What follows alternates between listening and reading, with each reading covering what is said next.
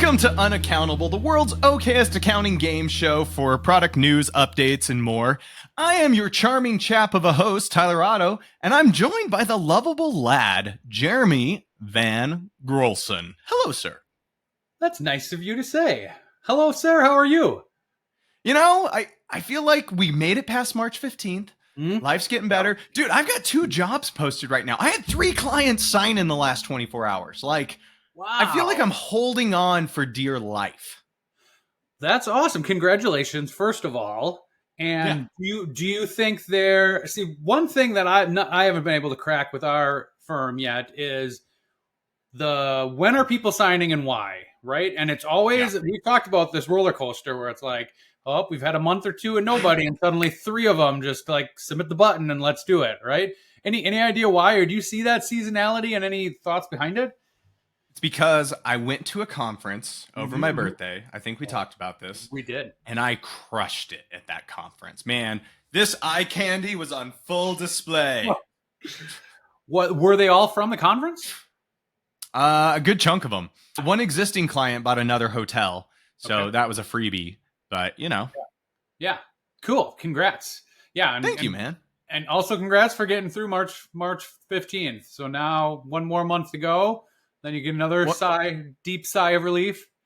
Yeah, because, you know, my wife listens to this and I keep telling her, I promise after April 15th, I'll be back to normal. I promise. Now, what normal is up for debate. But I'm glad you caught that one before I did. All right, sir, let's look at some news that came in. Yeah, what did you find? Week or 2. A couple things I thought were interesting. So I know this one has been kicked around a little bit historically, but the regulations now that are being required, I think it's through the SSC or SEC, that they are requiring now that public companies disclose emissions and other climate-related details in their public filings. And you'd be like, well, this is an accounting show. We're not environmentalists. Why are you talking about this, Jeremy? So they estimate, though, that the audit and attestation firms are going to be the ones. I like that word. Yeah, right. Are going to be the ones that are likely helping do the data collection and reporting for this. And did an estimate that they expect assurance firms to overall fees to increase by about $900 million each year, or 18% over current levels. So yeah, something that I don't think historically you've thought accounting and audit firms would be included in, with like environmental type things. But they also, you wouldn't think they're included in game shows, not game shows, award shows, but always like PricewaterhouseCoopers is bringing out that envelope and handing it to Al Pacino, who will then screw up announcing it. This is part of that, like that ESG push, right? Environmental, social governance. Oh yeah. Good afternoon. Yeah. I mean, but it's good to know that, you know, like there is room for more income for the accounting firms that can get into this space. So, I mean, as I told you, I'm trying to get my CPA one day. So maybe one day we start going down this route. You are a masochist. And ESG, that's not the stuff that's in your Chinese food you get, your Asian food. Yeah. Keeps it good for a couple months. Yeah. Extra MSG. Delicious. No, cool. So yeah, I think just how will that impact the industry? And I wonder if there'll ever be like a credential or a facet of the CPA program that it's like, you are trained to do this environmental usage reporting summary. I got to think that they're going to hone that in now, and that's going to be like some kind of a role, right? It's going to have to be some other agency besides the AICPA, because man, they haven't changed their regulations in years and they're struggling to make any changes. But I wouldn't be surprised if some agency starts providing this.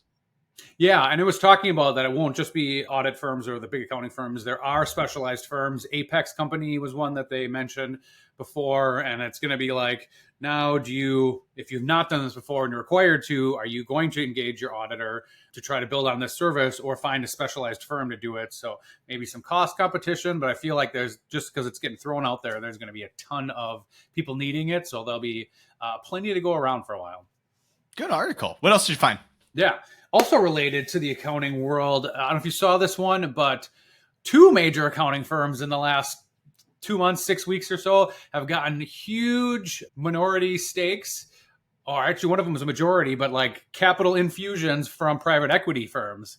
So I think the first one was, what was it here? The second one I know was Grant Thornton that just came out in the last little bit. And the other one was Baker Tilly. And Baker Tilly, I think, got $1 billion from Towerbrook Capital Partners. But so, yeah, just a ton of private equity firms that are looking in the accounting space to inject money and increase their returns. Which, as with all things, it starts with the big firms, and then it goes to medium and small, and then they find a new industry. And so at some point, the capital funds out there that are looking to do something with money to generate returns, it's going to go further and further down the industry. Now, I don't think they'll ever be interested in a half-assed podcast, but might mean something for those outsourced accounting firms. Yeah, I agree with that completely. And the one fun statistics I saw on this too is it said there have been maybe 4 or 5 of these over the last couple years. And they said that the firms that received this private equity injection have returned or grown 38 to 100% every year. Whoa! Whereas the firms that haven't have averaged around 18%. So whether it's using it for acquisition, building out your offerings to the public that you could monetize. Yeah, I mean, just a huge difference once you have that Mr. Moneybags in the bank that you can use to your war chest to do whatever you can do. Wow, that is insane. Good finds this week, sir. I'm excited to intro our first game this week, which we are calling It's a Cruel World. Oh. Yes, Jeremy, you and I both spend a lot of time in this accounting community and sometimes speaking with brand new accountants and bookkeepers who do way too much on just cash basis. And as you and I know, it's a cruel world. You need to be managing financials on a accrual basis. So, Jeremy, I want to walk you through 4, maybe 5 scenarios where I want to tell you what a cash basis accountant or bookkeeper has been doing. And you need to tell me, if done correctly, what accounts are actually being used on an accrual basis. Ooh, all right, man. Let's test some accounting chops. Absolutely. I'm a little scared. All right, let's do it. All right. Question 1. Jeremy owns a small shoe store specializing in flip-flops known as Jeremy's Thongs. This outlet accepts payment through their credit card processor. Now, the cash basis bookkeeper debits the bank account and credits sales. But you, the accrual-based bookkeeper, what 3 counts are affected when receiving revenue through a credit card? I'm looking for 3. You could get bonus points on a 4th. Receiving revenue from a credit card is first, there should be some fees due, right? Okay. Think about that. And then are we having tax concerns here too? Like sales tax? That would be another bonus point. I'm more looking for what's the missing account on revenue recognition. So when you get a sale on a credit card, you do not get that money right away, right? Correct. So there's going to be some kind of undeposited funds or clearing account to get that revenue in, right? Yes. What I was looking for is what's frequently referred to as either the merchant clearing account or the credit card clearing account. Because if you record revenue on March 31st, because you had the sales in your point of sale system, usually it takes 2 to 3 business days for those credit card funds to hit your bank account, which should be hitting the clearing account until they deposit in your account. Now, you are correct. You actually got double bonus points, Jeremy, because nothing in life is free. There are merchant fees involved. And we need to account for taxes probably as well, because Jeremy's Thongs are subject to sales tax. Yes, they are. I feel like we should. Ian, can you get me some thong song in here? Yeah. That's good stuff. Question number 2. Joe's Crab Shack, a small restaurant, pays $8,000 today for 10 months of their insurance policy. Now, the cash basis bookkeeper right now records a debit of $8,000 to insurance expense and a $8,000 credit to the bank account. But you, Jeremy, what accounts are affected as the good accrual-based bookkeeper? I feel like this would be a perfect opportunity for a accruer to come in, and I would put in that we have a prepaid of, what would it be? It would be $800 a month. So we would have a prepaid of $7,200 and an expense of $800 each month. This one and the next 9. That is fantastic. Yes, the 3 counts that are affected are the bank account, money came out of it, the expense account, because it's going to get at least 1 month of it, but then prepaid expenses. You are throwing that to a prepaid expense account. And people, please do not do this to your clients where you say, hey, you weren't profitable this month because of an $8,000 insurance expense. No, that needs to be spread out over time. But so often we see these brand new accountants to the industry, that's what they do to their clients. Yeah, absolutely. And you just see the spike and you shudder. Is there an amount for your size clients you typically would or would not spread out for a subscription type model like that? So what's interesting, we actually say in our contract that anything that cumulatively is $1,200 a year, so $100 a month, we will do on accrual basis. And especially now with tools like Accruer and other stuff, there is no reason not to just quickly go say spread for this period. But even before with QuickBooks, journal entries, automations, it wasn't hard to do. So yeah. Yeah, I would make sure I was way off. I usually tell my team like $1,000, right? Unless they're super small, where you're going to just see that jump out every time. It's less than 1,000, just let it ride. If not, let's spread that out and make sure that we're showing the full use of that payment that they made. Well, especially if it's one of my clients that, their top line is 30 million a year, maybe that number is even higher. Because again, materiality, right? Like, will that $1,000 really affect this month? Probably not. Maybe we don't even worry about it, but spread those expenses, folks, because their insurance for that 30 million is going to be much bigger than Joe's Crab Shack. Yeah, right. All right. Question 3, Jeremy. Uncle Ben's Boudoirs, a construction company specializing in bedrooms. He pays a contractor $200 in cash from his wallet. Ooh. The cash basis bookkeeper, they did nothing because it was paid from the owner's wallet. Yeah. What do you, as the good accrual bookkeeper, do? First of all, I have a direct line to Uncle Ben, so I know anytime when these things happen that I'm going to know it. But then, yeah, that should be a owner's contribution and then an expense, because you need to know what they're paying for. That is exactly right. Jeremy, it's almost like accrual-based accounting. Yes, this needs to go on the books as either a receivable for the business that they're going to get paid back by the owner. Maybe it's a C corporation, right? And you don't want to be messing around with all the contributions and dividends and whatnot. And so you're just going to look at it as a liability, a payable that's due back to the owner, or it's an owner's contribution out of equity. But it needs to go on the books somehow. So you nailed it. Yeah. And this is something I feel like, especially when you're new to the industry or accounting or bookkeeping, that is super hard. And so many people have this question, right? Like, wait, was involved here. What do I do? And my response is always like, is he going to get paid back? If so, some kind of other payable, right? If not, then it's just money in, money out, all through equity. Put it in the owner's. Like, don't overthink it though, people, but be very cognizant that this is important. Last question, Jeremy, and this is a tricky one. A new owner closes on the purchase of the Hotel California. There is a $10K loan fee expense as part of the purchase.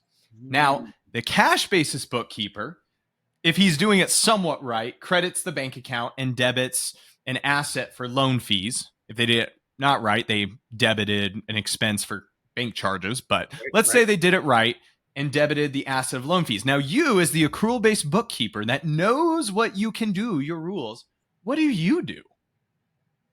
Oh, man, this one's a hard one. So, yeah, the loan fees should be a long-term asset, right, that gets amortized. And I believe it's based on the term of the loan. Ooh. Dude, look at you knowing stuff. Yes, the loan fees can be amortized over the life of the loan, which is a recent change because for a long time there, it just sits there as almost like goodwill and just sits there on the asset list for a long time. But you can expense those loan fees over the life of the loan. So you know how far the loan is. And if you have a tool like Accruer or something else, you can just put in how quickly those need to be expensed. Yeah. And this one it's just hard for me even to get my head around on how that is an asset. So like, how does me paying something to get a loan provide value to my organization that I'm increasing or like benefiting the balance sheet? I still don't kind of get the functionality of why that is, but I understand the accounting of it. Well, Jeremy, that is not a question for you and I. That's for smarter people. Someday, Tyler, someday. So with that sound, it is time for an app snack. The time in the show where we go over to the benches, get out our orange slices, and also take a bite out of an app. And Jeremy, today we're talking about Tax Planner Pro. Have you played with this before? I have very briefly. So Tax Planner Pro, brief overview, and I'm just like all the other apps out there. I'm sure Tyler knows 1,000 times more about this, but it's a tax planning software that accountants can use to provide proactive guidance to their clients and hopefully in the long run save them some money from going into Uncle Sam's hands. It's a perfect way to put it. Yeah. I would argue Tax Planner Pro, if you're in the tax game and you're looking to do some just basic blocking and tackling tax planning, right? You're not going to go insane, but you want the easy wins. And if you're going to do this for enough clients, it's economical. If you're trying to do it for a one-off client, it's like $1,000, $1,200 for the first year, or it's $4,000 for a lifetime. It's not worth it if you're just doing one-offs. But if you want the basic blocking and tackling that you can plug in the client's books and start looking at things like the Augusta rule, child employment, bringing forward certain expenses, leasing versus buying vehicles for the business, Section 179, S Corp election. Start looking at all that. It's the easy wins that you can do. Now, I will say the pros and cons of the software is the pros, it has decent detail as to how these work. The cons, and maybe it's not even a con, it's just you got to know what you're talking about to use this software. If you don't understand taxes or these strategies, it's not something you can just turn on and just say, oh, client, here's what you could save. No, you've got to be able to understand the rules and the regulations, but it's a great little software to have a dashboard that auto updates every month when your client's financials get pulled from QuickBooks or Xero. Exactly why I'm out, right? Got to know what you're talking about with taxes. Yeah, I did play with this a little bit when I was still more in the for-profit world and learned enough to it. My question for you, have you ever or known people or have done this yourself where you've taken a prior year of information and put it into this tool and told them like, hey, if you would have pushed these 3 levers, you would have saved $500 in taxes last year? Because to me, if you can do that, and then you can be like, well, I can save you $500 every year, pay me $300, $400, whatever it is under that. Like that's an easy sell to me to business owners. To be honest, I sell this service for a twice a year meeting at $3,000. Okay. Yeah. And literally, I sync up your financials. And if you have multiple accounts, if you have multiple businesses, I sync them all up. You only own 25% in this one, but 50% in this one, but 100% of this one. Great. We factor it all in. Now, certain things have to be accounted for the system to be right, like depreciation needs to be posted monthly. So you got to have clean quality books. But it's easy wins to also just tell your client, hey, here's what your trajectory is for what you're going to owe. And here's how we could save some money. And I had one client with a 6-figure bill. We were able to bring it down $30,000 and they still had a 6-figure bill, but I was able to point to like, hey, here's $30,000. I got you back. By the way, you only paid me $3,000 for this service. You're welcome. Yeah. 10 times return there. That's a no brainer. Yeah. Oh, that's pretty cool. So cool software, leaves plenty to be desired, but I think for the price and if you're doing enough volume, it's a great gateway drug to get your feet wet for the tax planning industry. Well, Jeremy, it is my turn again to keep the games going. Sorry, you get to do a lot of answering today. But we're going to play The Cost is Correct, because I think I would get sued if I called this game The Price is Right. So we're going to say The Cost is Correct, Jeremy, where I am about to list off some features of some cool new tools that are out there. Some you may know, some you don't. And then I'm going to give you a price. You tell me if you think the actual price of those features in that tool is more or less than the price I give you. 50-50 shot here. I appreciate that because I would be embarrassing myself if you just made me throw these out of the dark. So, all right, cool. The cost is correct. The cost is correct. All right. The first tool at $6 a client. This tool is a quality control platform for month-end reviews or for even reviewing potentially new clients. You connect their financials, QuickBooks, and it will give you a quality score of their close out of 100. And it will identify all those deficiencies, and your staff can work, or you as you're selling can work to identify how you're going to fix all those things. Some of it, is identifying balance sheet accounts that have balances that shouldn't, like clearing accounts, or transactions that are over a certain threshold that could be fixed assets that weren't posted that way. But it'll also give you, and this is my favorite part, a list of every single unreconciled transaction on bank, credit card, and loan accounts. So you can quickly see if any hanging chads are out there on those key accounts And it will also give you volume by each account. So if you're trying to do pricing, it does that as well. At $6 a client, do you think the actual price is more or less than that? Ooh, I'm going to go more. It's actually $4 a client. Now, this is slightly tricky, but this platform, Verify IQ. I don't know if you've heard of it. No. It still looks like it's in its infant stages. Like it seems like there's something they're building coming along. And some of the things it catches, I'm like, that's not really an error. That's not an issue. But just being able to plug in a client, and it's $99 for 25 clients. So $4 a client. But being able to just plug in a client and get a quality score, and particularly to get all the transactions that haven't been reconciled as of that month end, is huge, because then you can quickly see if your staff missed something. I've loved it so far playing around with it. Curious if that's a pain point for you at all. Yeah, I think it is, because now if you're doing a quality review, what are all the steps that you need to go into that? First, make sure it's things are reconciled and the dates are to the right thing. And then if I'm more worried about it, then I need to open each of them up and then scroll down to like, these are the things that are open yet, and look at the dates and all that. Yeah, getting a succinct list of that. $4 a client. Yeah, that's probably at least, like, even somebody who I think I am efficient with this process, for me, that's probably at least break even, right? For time that I'm saving. I would hope so. Question 2.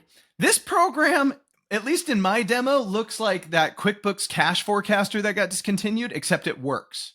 Right? That would be nice, right? I know. Who'd have thought? It's like they looked at what QuickBooks was trying to do and said, oh, we can actually do that. Right. So like it'll look at invoices coming up, bills coming up, and project them. But then you can also plug in projected projects, which projected projects would be a good band name. But it's also a way where you can say like, hey, I think these ones might materialize, these ones might not. So like you can forecast sales that might happen, won't. It even in its program predicts your business's future death date. Yes, it calls out your death date. Oof. When you're going to lose cash. So like it has that moving target that you can keep looking at as to when your death date is, which is kind of cool to simplify a cash forecast down to a single item that means something to you. For a product like that, they have several different tiers, but their base product that can do everything I just said, is it over or under $50 a month? $50 a month to do it per account, per client.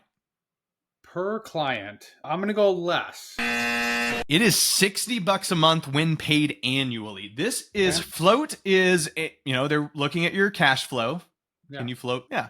Float, it has a relatively unique looking interface that it seems reasonable. Like you can see where your money's going. You can plug in assumptions. You can do lots of different scenarios and have a whole bunch of different metrics. If this is one of those platforms or one of those services, I hope if you're doing any sort of cash flow forecasting for your client, this is advisory. Like this is, you should be charging a chunk of money. So $60 a month shouldn't hurt you if you're charging your client correctly for cash flow forecasting services. Like you should be charging at least $500 just for that service standalone. Jeremy, you and I talked on a prior episode where I bundle that with all my frac CFO for an insane fee. Yeah, too. But yeah, good for you but it's worth it, right? Like the amount of money that they're saving on this or the guidance that they're getting are awesome. And yeah, I completely agree with you. We had a client just this week reach out and be like, hey, can you be proactively telling me each week what amounts are out there in float that I have in checks or things that are going to post this week? So I can make sure at the end of each week to pull only the amount I need out of my savings and put it into our operating account so we can maximize our return on those. And we're like, with what we're doing now? No. Like that is a ton more work, right? Like you go proactively look at these things, know the timing of your bills, all that stuff. As long as they make it easy to put these data points in there and project it out and give you the detail that's needed. And I'm not talking every account, but like parent accounts, right? That's what I want. Like personnel costs, office expenses, facilities, all that stuff. You could have that work in like your big fluctuations. That's pretty cool. Question 3, this software is to the next level. This one is not only looking at a monthly and weekly cash flow, but it has algorithms that you can adjust to help predict. It looks at historicals, you can adjust drivers, it has unlimited users, real-time financial metrics. On some of its paid plans, you can go up to a 5-year projection, do multiple scenario planners, and all of these models that you do for your client. It's not just cash flow, but it's P&L, it's balance sheet flowing through on all of these things in the model. And all of these models can then export to Excel. So you're not just sending your client to a portal, you can actually have it in your deliverables that it goes to everyone else. Now, this is another one that I would argue absolutely should be fractional CFO advisory services, that you're covering your cost and then some to use a software like this. But Jeremy, this software, is it over or under on its base plan $125 a month per client? I feel like with how you were opened this up and talked about it, that you were setting me up to say higher. So I'm going to go for it and say higher. You know me so well. Yes, their base plan, clockwork.ai. I had the pleasure of meeting the founder of this company at QuickBooks Connect, Fady. He has his own podcast, The Real Slim Fady. But Awesome. Yeah, it's a good name. It's a good name. But anyways, they have built this out. So he was CFO for several companies and built tools to try and automate the fractional CFO. Now, they have some very robust stuff in here, and I've played around with the tool, and it's got a lot of cool things going for it, but you would have to train your staff on how to be a fractional CFO. It's $160 for their cheapest plan, Insight, $400 for Predict, their middle tier, and $640 for Ultimate. I mean, you better be charging a pretty penny to do this sort of forecasting. But if you want a super robust platform that can really do some generative metrics looking forward, I would give clockwork.ai a look. So I know, like, we both use Reach a lot for these things now for our reporting. Are Forecasting. Foreshadowing. Sorry. Foreshadowing. Is this one of either of these something you're thinking of potentially replacing that in your toolbox? No. Not yet? Nope. Okay. All right. Interesting. I still have a love for Reach. Speaking of, question 4, we have a software that does dynamic reporting that integrates with Gusto, Xero, QuickBooks. You can do custom reports and live dashboards. Wonder where this is going, as well as budgeting and forecasting, Jeremy. Yes. Now, it is $150 for one client, but if you're an accountant and bundle a bunch of clients, it is cheaper. Is it cheap, or is it still more than $40 a month per client? I think it's less. If I remember. Yeah. Yes, as you have said, Reach reporting, $29 a month per client to have what I would argue is the most customizable reporting software out there. And they're getting better at budgeting and forecasting. Their budgeting and forecasting is neat. It can't do it yet by class and location, which is my biggest hang up to, like, say it's the hands-on best, hands down best, hands-on. It could be both. Hands everywhere. It's handsy. Yeah. But Reach reporting, it's handsy. Yeah, they're not going to endorse us to promote anything. But I will say it is for reporting. If you want to get nice, neat metrics and graphs in front of your clients that you can refresh instantly, I'm still going to go to bat for them every day. And they're Utah folks, so you got to support local. Yeah. Oh, I get that too. And again, the tool works really well, right? There is a learning curve. Getting through that. We have somebody on our team I usually lean on to be like, oh, can you put this cool thing in Reach for me? Because it'll take you half the time it'll take me to figure it out. Yeah, I mean, I still think they could do some more with the formatting. Even their out of the box forecasting, not fantastic, but like easy enough to make your own and do cool things with. And you'll set a price point. Think about the other ones right now. Some of those $600, $400 a month. Ugh, that's a hard pill to swallow unless you can sell that for a lot and have the training for your team to do it, because you and I don't want to do this all day long. But I will say all of these softwares, it's hard for you to justify the cost if you're the firm doing bookkeeping for $200, $250, $300 a month. You can't do any of this. Quit charging low rates. Charge people what market demands now, and use cool software that will let you give a better service. Yeah, amen. All right, question 5. A software we know and love now accepts receipt. They do receipt capture for text, email, upload. You know what this is. It's Keeper. They do text message uploads, email uploads, They upload directly in the portal, and they'll soon have a mobile app. They have promised before the beta is done. It has item level detail when the beta is done, they've promised, which is hopefully going to be here soon. And you can even see like the email that an attachment was submitted with. So if they mention something in the email, you can then use that to categorize. It's fantastic, but we know the software is cheaper. But Jeremy, over or under $20, is the price worth it? Where do you think the price is? What would you pay? Ooh, what is that? What do I think it is, or what would I pay? What's the right answer? Is it over or under $20? Ooh, under. That is correct. So once the beta is done, they're actually offering it for cheaper right now, but it's going to be $15 a month. Now, I bring this one up just because I have a slight beef. People are very upset that there's a new fee for this, but like there's a whole lot of web services, OCR technology, and this is still cheaper than Dext and better than Dext. Yeah. Oh, I agree. And that's what I think is lost on some people. There are just people out there that think everything should be free and handed to them. And like, there are smart people out there like Ben and Kenny that are just blood, sweat, and tearing to get us cool tools out there and want to get reimbursed for it accordingly, as they should, right? They're making your life easier. That's why we get into this game. That's why we're in the game right now, to do that for our clients, right? I don't want to do it for charity. I think I charge less than a lot of other people in the space just because we work with charities. But still, like in the grand scheme of things, we all want to come out ahead a little. Last question, Jeremy. Actually, a tool that you and I know and love. This was our first tool we talked about in Unaccountable. Right Tool is releasing a new feature, which, by the way, those guys at Right Tool, they're just friggin' involved in everything. Like Hector and Mark, they've got their hands everywhere. I am insulted by that implication. I am not everywhere. Mark Corum? Dude, how did you get into our podcast? I mean, you guys just left the door open. I mean, you guys got to lock things up better if you don't want me to come in. Jeremy, rule number 1, lock the door and put a sock on it. You know this. That's right. The riffraff that comes out of the woodwork. Dang What's it. the sock about? I've never heard of that before. We'll educate you later. Yeah. Mark, what are you doing here, man? This was my game. Well, I mean, if you're going to talk about features that are coming out or tools that are coming out, then I think we should talk about a new thing that Right Tool is doing. All right. Steal my thunder. What do you guys got coming? Coming down the pike, we have a feature that allows you to allocate costs from a class or location or customer into any number of other classes, locations, or customers.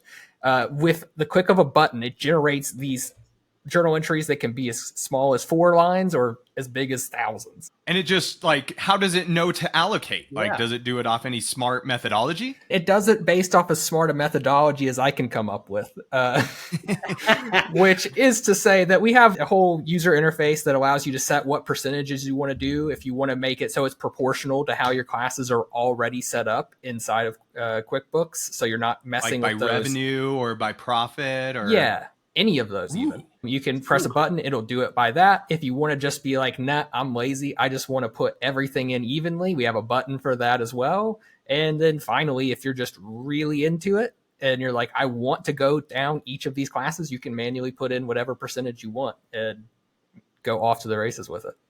And you could pick any amount that's in a class now and Yes. make it go to any other ones. Ooh. So like if I have an admin department that all my, I don't know, my software costs are going into, and I want to spread it out proportionally based on revenue to all the individual sub-locations out of the admin department, couple clicks, I'm done? Yeah, pretty much. I mean, it's a little more than I'd say it's like 4 clicks rather than a couple, but still. I mean, it is a lot as long as we're not more. getting 5. Jeremy Wow. can't count past one hand since the incident. Yeah, that's right. But also, like, the alternative is like 15 clicks and 3,700 keystrokes on the keyboard to do this. So this is pretty cool. Yeah, well, And we're you said, hoping Mark, so. it's going to do by customer as well? Yes, it's not there yet, but it's getting close. A main thing I'm concerned about is how big the journal entry is going to be once we allow to do it by customer. But you know what? That's a fun thing that we will come up to when we come to it. But yeah, think about that even internally as we're allocating costs to our customers for profitability models.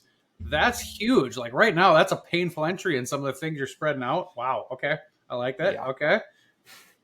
I mean, it's crazy just in testing alone, just how much time I could see it saving people if they did it frequently. I mean, Yeah.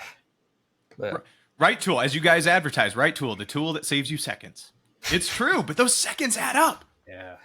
Yeah, I mean, that's at least the goal anyways. I mean, there's some features that are a little bit more than seconds, but for the most part, we just like to make the little things that annoy or frustrate you in QuickBooks Online just a little better. So Yeah. Jeremy, Yeah.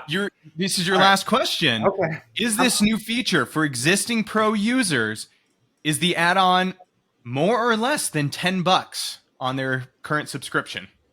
I'm all discombobulated now. Like, I'm excited about this tool. I forgot what we were talking about. You guys do some pretty good value. I'm going to go less than $10. Jeremy, yes, you are correct. Yeah.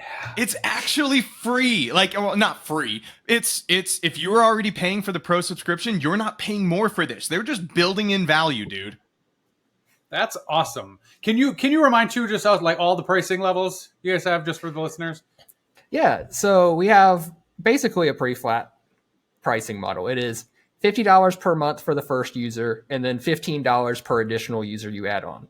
Now, you are a nonprofit person, so if you just email me at mark@monkbee.com, don't ask, then I can apply a discount for you that will make that $50 for the first user $15. So it is just a little bit cheaper for you if you're a nonprofit user or you work mostly with nonprofits. We do not profit at Unaccountable. Are we qualified? We can submit you a very pathetic tax filing that shows our losses. You know what? If you will send me the filing, I will consider it, because you have to be brave to put that kind of information out there anyways. Right. Jeremy, sidebar, can we kick him out now? Like, how did he get in here?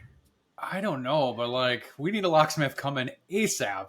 All right. Hey, Mark, can you go outside real quick and just, we just really quick need you to go pick up the package out on the front porch. I mean, I guess since you guys are gracious enough to keep me in here anyways, and since I'm such good friends and you guys would never do anything mean like kick me out, I'll go look for a package right now. We'll just be right back.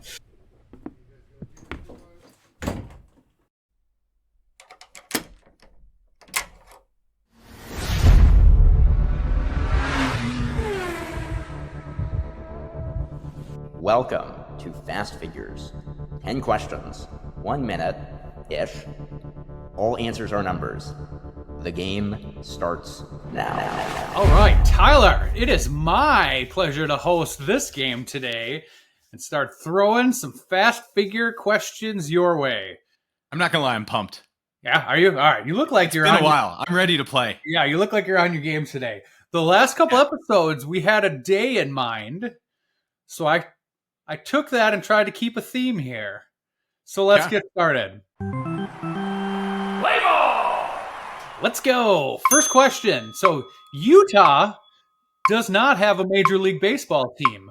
Within 50 miles, how far away is the closest team from Salt Lake City? Professional, MLB, yep.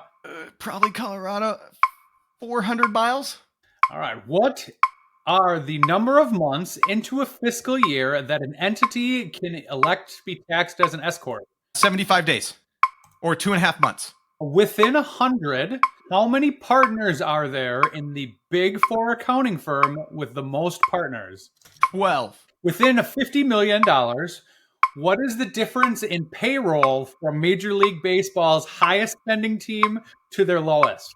300 million. What is the average fee that tax professionals charge for new clients in 2023? Not enough. I'm going to go $450.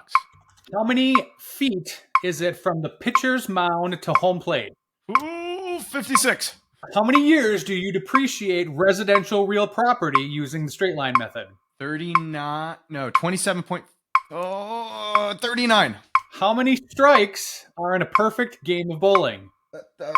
36. How many balls are there? No. No, wait, we're going on. How many balls are there in an 8-ball rack when playing pool? 8? According to George Carlin, how many dirty words are there that you cannot say on TV? 6. All right. Wait a minute. So strikes, I mean, sorry, for some reason I heard strikes, baseball, so I thought 3 strikes you're out, and then I times it by the 12 rounds, in bowling because you have the 10 rounds plus the 2 extra. I mean, we're still going to make that one wrong because that made me laugh inside lovingly. Yeah. All right. So we should, if we are competent, so always a little bit questionable there, be releasing this on the 28th of March, which is opening day for baseball. Kind of. So I was actually at the gym this morning and ESPN was Bragger. on TV far away. And I was like, wow, they're showing this Padres-Dodger game for a really long time for spring training.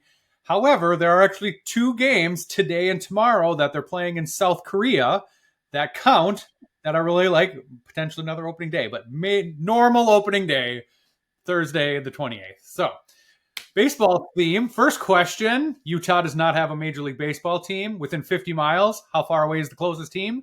It's got to be like the Colorado Rockies, the Arizona Diamondbacks, or like San Fran Giants. So 400 is my best guess. All right. It is. Oh, nope.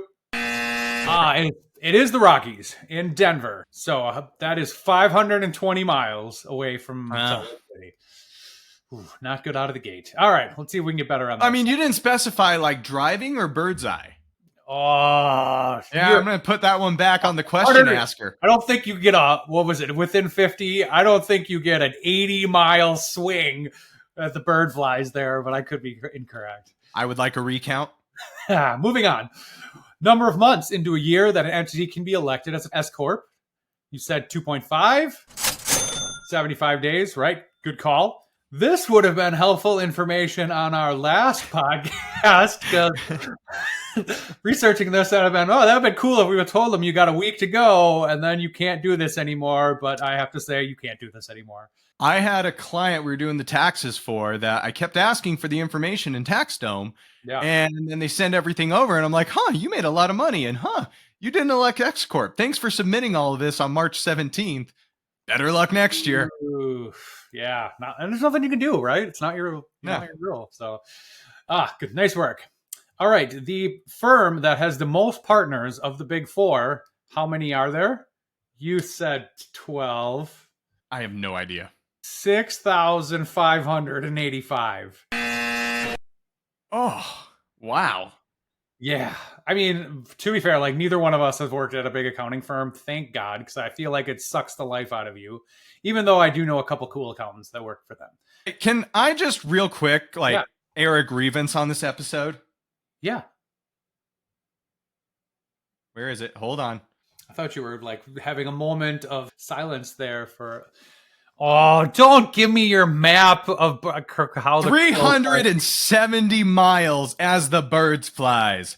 Thank you very much. No, I'm not giving you that one. That's crap. For the listeners, I have pulled up Google Maps and done a direct line from the center of Salt Lake to the center of Denver. It is 370 miles. I will take my points. Thank you very much. How nerdy are you? I didn't even know you could do that in Google Maps. What? Nope, still wrong. Not going back. Sorry. Yeah, so getting back to the partners, right? So this is like the goal when you're at any of these firms that you want to be made partner, right? Then you get to enjoy all the spoils. Which firm is it? Do you want to guess the largest one? PwC. No, it's Deloitte. Okay. That's the largest one out there. The thing that I found interesting, though, if you would look at their revenue, I think it was 2023, by partner, like they have significantly more partners than all the other ones in the big 4. I think the next one's like 4,000 or so, but made $10 million per partner. While some of the other ones made 13 million. And then the fourth one, I forgot who it was now because I suck, 25 million per partner that they made. So revenues. Wow. That's some jing in there. Moving on. Within 50 million, what is the difference in payroll from Major League's highest spending team to its lowest? You said 300. 256. I'm giving you that one. Nice. Right on the cusp. All right. Who do you think those teams are? Who spends the most? I'm guessing New York spends the most. Maybe LA. The Angels or the Yankees are my guesses. Okay. I'm going to need you to be more specific as both of those cities have 2 teams. Yeah. I'm going to go Yankees and Angels spend the most. Yeah. You are almost right, but exactly wrong. It was the Mets and then the Dodgers, but you had the cities right. Wow. Okay. I was really surprised. I figured the Dodgers were because like they just seem to buy everyone lately. They are the new Yankees, but like the Mets were at $315 million, and like wow, yeah. What about the lowest? I'm going to guess it's Oakland since they're looking to relocate. Yeah, it is Oakland at just under, right around 60 million. And did you Because see Utah, we're fighting to get them. They're Yeah. actually going to come play here while they're building the new stadium in Vegas, I think. Yeah. Oh, they're going to play there. Like, is there a stadium, like a minor league stadium or? Yeah, we got minor league teams, and our minor league team is building a brand new stadium in the nicer part of town. So before the minor league team gets it, the Oakland A's supposedly are going to come christen it for a couple of years. Did you see the building plans for the new stadium in Vegas? I have not. So I believe the plan is they're going to tear down the Tropicana and they're going to build the stadium there.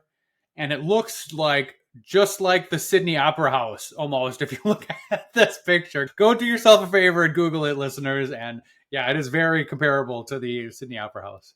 Yeah. All right. Next one. Average fee that tax professionals charge new clients in 2023. I said like 450. I just feel like this number is lower than it needs to be. Yeah, 218. So I think your original response should have been correct, that way less than they should be. And there's subjectivity here, right? Like, what are you all filing for them and whatnot?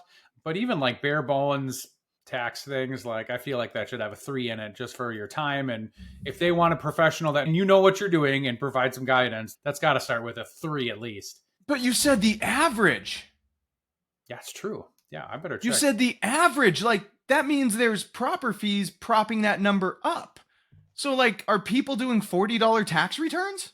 There must be, right? That there are people just doing, and you know, some of those old timey ones, they're just like, Edna, come in, bring me your W-2 and I'll make the papers. But yeah, this is from Yahoo Finance directly. So yeah, average fee. Just made sure I didn't. And if we can't trust Yahoo Finance, who can we trust? Right. No one. All right. Next one. How many feet is it from the pitcher's mound to home plate? I don't know. 56? You said 56. 60.5. That's pretty close. That's not bad. I'll give you that one. The next one. How many years do you depreciate residential real property using the straight line method? You flopped a couple times. I did. It's either 27.5 or 39. And I don't remember what I said. You said 39. It's 27.5. Dang it. Can I ask, what is the basis or where these numbers came from that they're so obscurely not a nice round number that's right next to them that would make potentially more sense? I'm glad you asked. No, you cannot. Okay. Like, who picks it? Well, like, 30 years, 40 years. Nope. Let's go 39 and 27 and a half. That'll make everybody's life easier. I mean, I feel somewhat justified that I at least knew the numbers. I just can't keep them straight. Yeah. Oh yeah. No, I would have failed that one totally. So all good. All right. How many strikes are there in a perfect game of bowling, Tyler? So if you strike every round, you get the 10 rounds plus the 2 extra. So it should be 12. Then I heard 3 strikes, you're out in the back of my head. So for some reason, I timed 12 by 3 and got 36. I made sure just to hammer those baseball questions into your head, just to throw you off at this point. Yeah, I combined the 2 sports. Thank you. Yeah, you're welcome. All right, how many balls are there in an 8-ball rack when playing pool? I said 8. 15. Oh. Yeah. Oh, is that what you call normal pool? Yeah, 8-ball. 9-ball is where you do the diamond, and then I don't even know how much is there. All right. 9. Duh. I'm 9-ball. the dum-dum. Ooh, that's Okay. fine. No, all good. All right, last one. According to George Carlin, how many dirty words are there that you can't say on TV? I don't even know what I answered. 6. There are 7 dirty words you cannot say on TV. I'm not even going to try to go there because I think in a social media post today, you told me I have to behave myself to make sure that Earmark doesn't blacklist us. So It's true. yeah. But I think we've desensitized over time, so it's probably 6. I'm giving myself the point. Oh, yeah. There's the last one, and that's George Carlin's point. There's one on the end there. It doesn't belong there at all, but you listen to that. I'm not going to spoil it. All right. Something to go Google. We'll post the link. Yeah. All right. I think you got 3 or 4 out of 10. Right. Par for the course, Tyler. Nice work. I'll take it. I always want room for improvement. That's right.